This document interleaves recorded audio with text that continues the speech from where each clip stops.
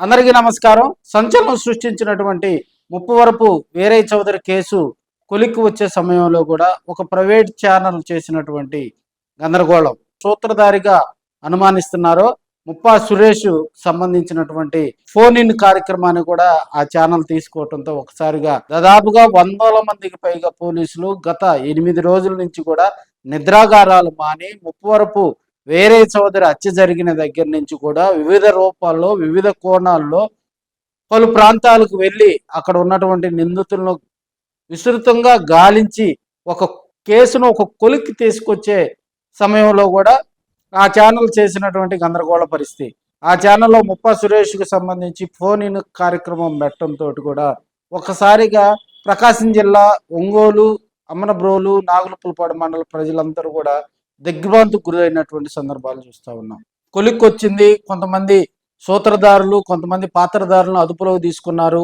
ఈ కేసులో కీలకంగా మారినటువంటి అమనబ్రోలు గ్రామానికి చెందినటువంటి ముప్పా సురేష్, దేవేంద్రనాథ్ చౌదరి ఇరువురి ప్రోద్బలంతో ఈ మర్డర్ వ్యవహారం జరిగిందని ఒక కేసు కొలుక్కొచ్చే సమయంలో కూడా ఆ ఛానల్ ఇచ్చినటువంటి ఆ ఫోన్ ఇన్ కార్యక్రమంతో కూడా మళ్ళీ కొంత గందరగోళ పరిస్థితి ఏర్పడిందని కూడా మనం తెలియజేసుకోవచ్చు. వేరే చౌదరి హత్య కేసుకు సంబంధించి కూడా మొదటి నుంచి పోలీసులు అనుమానాస్పదంగా కూడా అనుమానం వ్యక్తం చేసినట్టుగా కూడా అదే గ్రామానికి అంటే అమ్మనబ్రోలు గ్రామానికి చెందినటువంటి దేవేంద్రనాథ్ చౌదరిని అదుపులోకి తీసుకోవడం జరిగింది. ముప్పా సురేష్కి సంబంధించి వాళ్ళ బంధువులు ఒక పెద్ద ఆయన కూడా అదుపులోకి తీసుకోవటం జరిగింది. అదేవిధంగా ఒక సిద్ధాంతిని శ్రీశైలంలో ఒక సిద్ధాంతిని అదుపులోకి తీసుకోవటం జరిగింది. అక్కడ ఆయన ద్వారానే కొంత మనీ ట్రాన్సాక్షన్ జరిగినాయి అని కూడా పోలీసులు గుర్తించడం జరిగింది. ఆ కేసులో 2 బైకులు చేకుర్తి పరిసర ప్రాంతాల్లో కూడా పోలీసులు గుర్తించడం జరిగింది. ఇంకోటి ఒంగోలు శివారు ప్రాంతాల్లో కూడా పోలీసులు గుర్తించడం జరిగింది.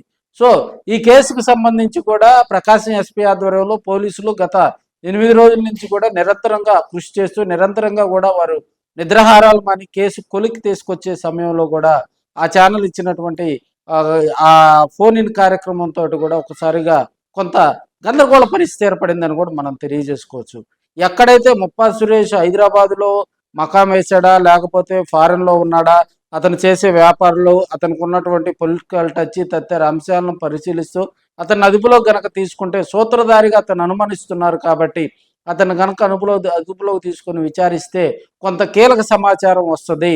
కేసు కొలిక్కొచ్చే సమయంలో కూడా మరి ఆ ఛానల్ చేసినటువంటి కార్యక్రమంలో కూడా ఒకసారిగా కొంత ప్రజలందరూ కూడా డేలాబడతా ఉన్నారు. ఇప్పటికే పోలీసులు ఈ కేసుకు సంబంధించి కీలక సమాచారం కూడా రాబట్టడం జరిగింది.